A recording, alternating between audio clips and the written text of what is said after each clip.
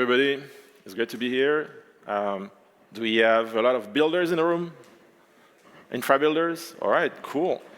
Okay, so yeah, so the one thing I really like with Web3 and I mean computer science and Web3 in particular is that sometimes you look at a problem with a fresh look, and that's really there's really a lot of innovation that can happen with just a few people, you know, and that's really I found it really motivating. And so when I started Linera, the problem I had in mind was how to scale, how to solve scalability and user experience for Web3.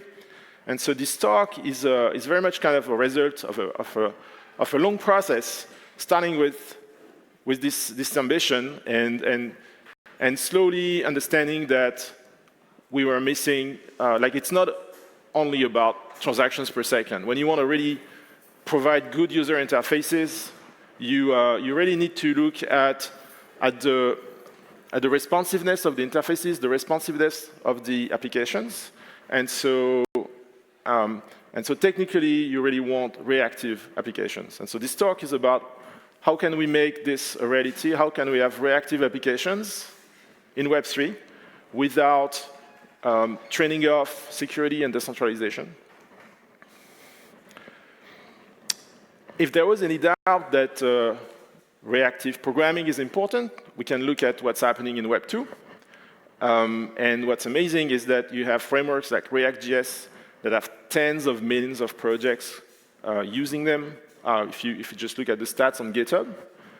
And so that definitely, this is a standard. This is the way people are used to program user interfaces. And concretely, what does it mean? So what it means is that you have a web UI that's going to maintain connection with the servers and be ready to receive notifications. And what you want is that when there's a notification, you want to be able to pull the data, pull the updates from the server, and process them and refresh the UI.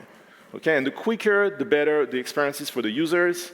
You may be interacting with other users, you may be playing a game, you want things to be fluid, you want users to never wait on the interface. And so, can we have this in Web3? Well, let's look at the current stage. The current state of Web3 is that it's really mostly about transactions. I mean, arguably, when you look at when you ask people, hey, what is the end-to-end latency, more often than not, they tell you they're going to consider what the end-to-end transaction latency is. And so they're going to look at the time it takes for a client to initiate a transaction and get it final, get it confirmed as part of the blockchain. Okay, but it's only about the writer, and you may ask, okay, but what happens with the second half? What happens once the transaction is executed? And now you want to know that the receivers of the transactions, the receiver will have their UI updated, right? So one thing that we really want to work on in Web3 is the data latency for the readers. Okay. Another thing also that arguably is not perfect just yet is also the security of the data when they are being read from the blockchain. So data authentication, right? And so I'm going to speak also about that. So the vision here that we'd like to advocate is that reactive programming should be easy and secure for everybody in Web3. Imagine a world where when you start a payment, not only it gets confirmed very quickly, below a second on the writer side, on the sender side, but the receiver will also receive a notification in under a second that the money is there and the UI is refreshed immediately. Wouldn't that be nice, right? So, and now in the world of gaming, for instance, if you had a system where you have very quick notifications, then you would be able to deliver the user rewards very quickly. And you can imagine that from the point of view of a gamer, it's kind of nice. You're interacting with the game, you get the rewards, they are final, they are on-chain. You can see that you have them already. So it's a nice thing to have, right? But of course now if you have an infrastructure that supports these very quick interactions between users, then you can start also thinking about having an entire game on chain. So, like we spin, maybe we can spin a game. You can make a move. The other users see your move. They react, and everything is fluid. What you don't want is if you're creating on-chain games, of course, you don't want to have a round trip between the users that is like 10 seconds, 20 seconds. Nobody wants to play chess like this, right? And then finally, there's a third category of applications that I think would benefit a lot from having secure, reactive applications.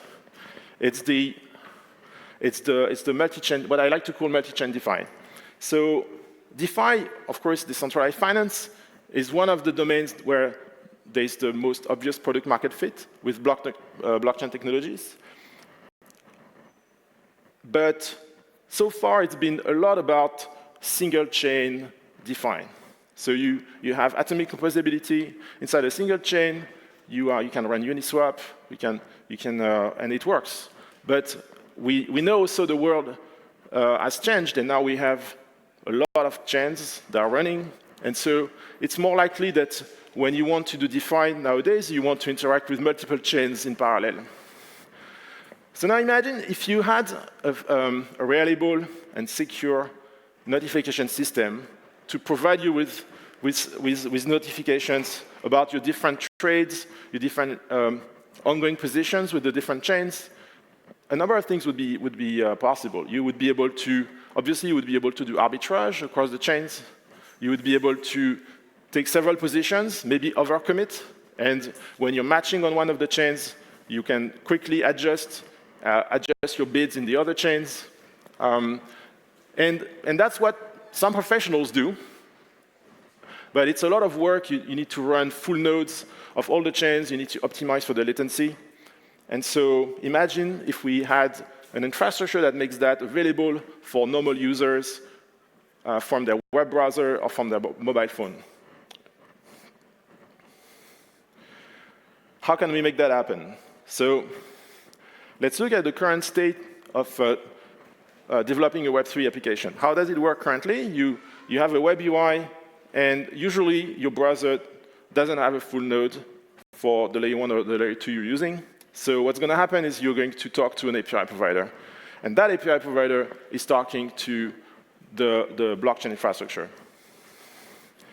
Now the problem is, first, in terms of security, more often than not, the browser is just trusting the data from the API provider. So we'd like to do better. There's a technology called light client. So you basically ask the API provider to prove to you that the data that are served are authenticated, are correct, and tied to the security of the underlying blockchains. The problem is the light clients come with a number of restrictions. They don't support arbitrary calls. They can only prove to you the stored data. And in practice, the adoption is very low.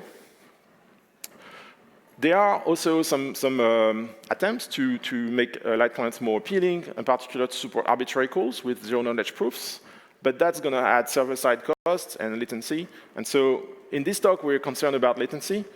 And so we can see that it doesn't seem that light clients are going to be quite what we can use for reactive Web3, for secure reactive Web3.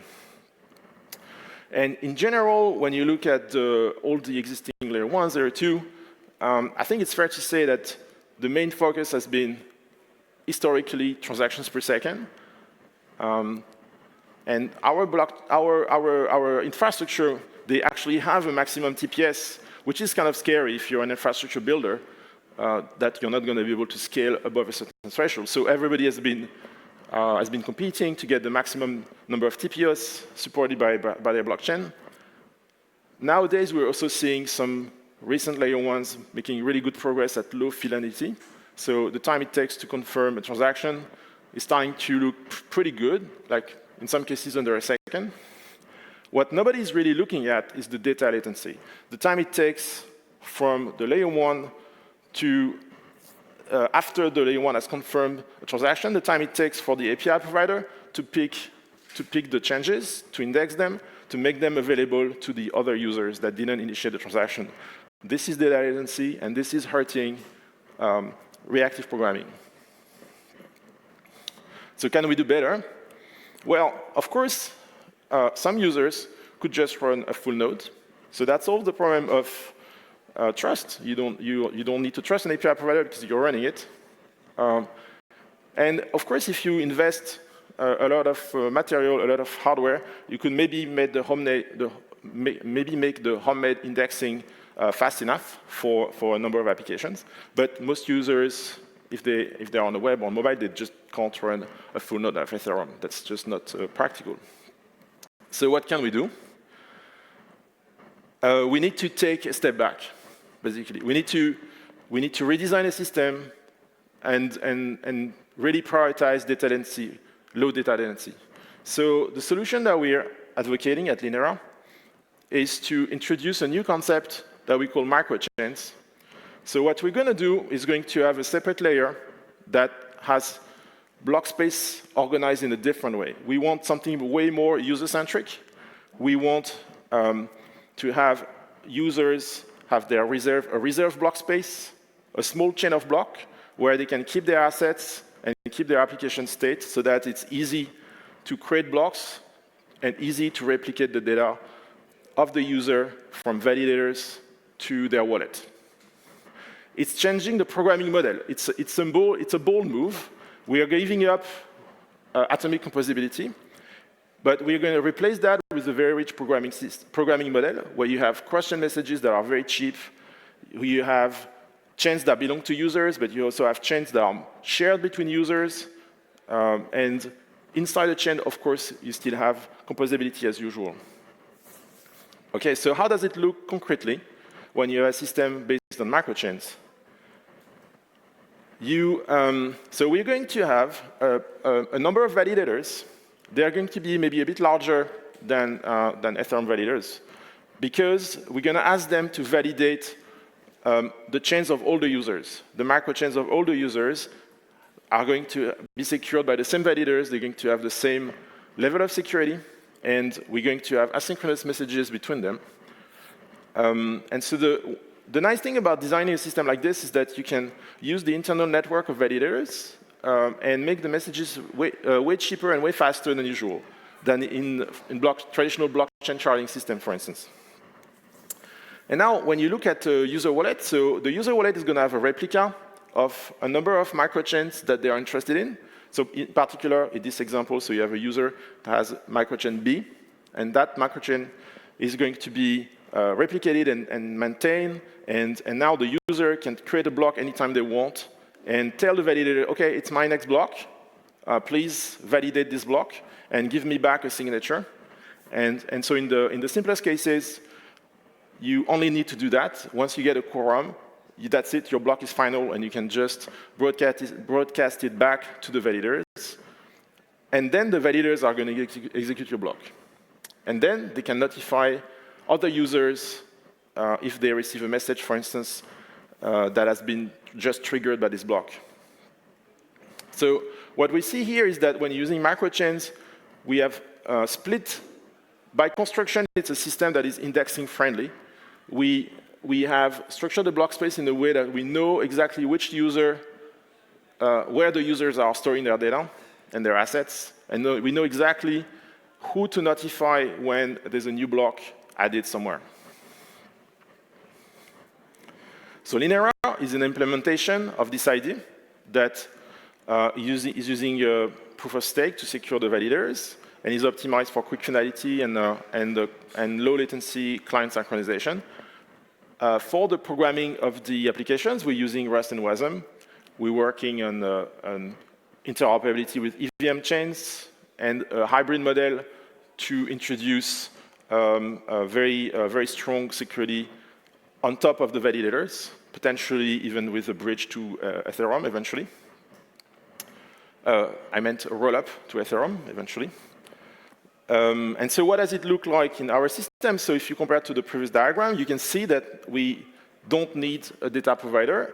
When you program most of the applications in Linera, you will just replicate the microchains inside the wallets of the users, and then the wallet will be serving the data to the web UI. So in that system, the wallet is acting as a local data provider, which is something that is very original, and it's completely unlocking what I was talking about, the reactive programming and the notifications, fast notifications to the users, to the user UI.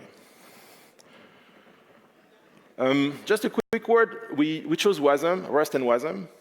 It's actually a really good choice. If you're going to have a wallet that contains chains and is going to execute transactions, so that wallet is going to have a VM. And so by choosing the Wasm VM, we get the VM for free. Essentially, we just need to add some instrumentation to add metering, and suddenly we got a portable system that can, a very cheap portability for transaction execution between validators and web clients. So now let's zoom in into this idea of having a wallet tracking chains. So when you're using microchains, your wallet is going to have actual chain of blocks for the microchains that the user care about. And then this chain, a particular chain, will have a number of applications that are being used. Each application has 2 bytecode files, one that we call the contract bytecode and one that we call the service bytecode. And that's something that's really interesting and kind of unique. The contract bytecode is there to execute transactions. It needs to be deterministic execution and metered. So this is traditional blockchain execution model. The service bytecode, however, is fairly unique. You have to imagine that you have some code that is immutable on-chain, but is run off-chain. And that code will not be able to mutate the state of the applications, only querying it. But on the other side, it doesn't need to be metered, and it doesn't need to be deterministic. And so this is where we leverage here to help applications create their own specific data provider for their own UIs. So now, when you're in a web UI, what you see is that you have this magical local data provider you can send GraphQL queries to query the state of the chain or to query the state of an application. And then the application will execute the Wasm code created by the authors of the application to answer your query. So the nice thing about it is that there's no need for Merkle proofs or zero-knowledge proofs.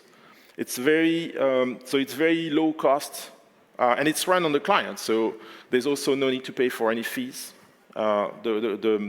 Just the web browser of the client is doing the work. Another side benefit of that, by the way, is that when you want to create a block, you can just say, hey, I want to initiate, this is what I want to do. I want to transfer assets, or I want to make a move in my chess game, or something like that. And the web UI is going to make that intent visible by making a GraphQL mutation. And the wallet can actually create a block for you that corresponds to your intention. So that solves the problem of visualization that is very hard to use in normal wallets. In normal wallets, the UI will actually build the transaction and then send it to the wallet. And so the wallet has this transaction that comes in that is supposed to sign, but if the wallet hasn't specific code, specific support for the particular Ethereum application, it can be really hard to present to the user a meaningful confirmation message before signing the transaction. So in our case, the wallet is the one building the transaction in the first place based on high-level intentions that have been specified by the web UI, so it's much easier to confidently sign the data, sign the transactions before by the user. All right. So now, what does it look like? Wrapping up, what does it look like, Reactive Web3, when you have microchains? So you have a user wallet that is maintaining a connection with the validators, that is able to propose new blocks, getting them approved by the validators, and getting quick finality for those blocks. And then through the connection, you can be notified by the validators when somebody is sending you a cross-send message that is kind of waiting to be picked. When that's the case, your wallet can react to notification and synchronize the missing data very quickly from the validators, and in a way that is censorship resistant, by the way. And then you get the data replicated on the wallet side. What's important here is that the wallet, when it receives blocks, is going to verify all the signatures. It's going to re-execute the transactions if that's one of the chains that you care about. So at the end of the day, you get the state of the chain on the client side that is fully authenticated and ready to answer questions from the web UI. And in fact, for the same price, you also, of course, you can notify the web UI if it has subscribed to modifications. And then the web UI can quickly pull the data from the wallet and refresh using a reactive framework. So that's it. Finally, we have a framework for fast and secure reactive Web3 programming. It doesn't require complex cryptographic systems like zero-knowledge proofs. It's fairly natural to program in this because from the point of view of the web UI, you are just querying a local service that is using standard Web2 concepts like GraphQL or JSON. And that's what we do. And now, bonus, we have a few minutes. So we, in our user wallet, I say that we have some service code that can answer queries. And that's using a VM that is deployed in the wallet. And so, of course, the next thing we did is to put AI on the edge in the wallet of the users.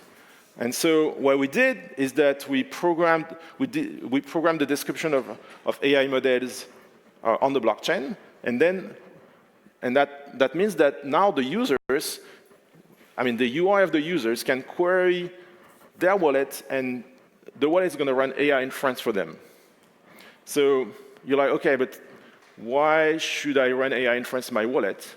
Well, the wallet is a secure enclave that is running trusted code that is either deployed by the provider of the wallet, the software developers of the wallet, or that has been deployed on-chain and has been audited by the community. So you have a secure enclave that you can trust that is going to run AI inference. You could query the model using private data. You have the insurance that the data are going to stay private. They are just run by you in your wallet. The models are just run by you in your wallet, so you know you can trust the result of the computation. So that's where, for instance, you could have your private AI financial agent, okay, to help you make decisions about trading. Especially, I was talking about the multi-chain DeFi use case. So it seems like it would be really nice if you can have a number of connections open that are making you aware of the changes in the auctions that you're participating with, and your AI financial agent your financial AI agent can help you process those notifications, tell you what to do next.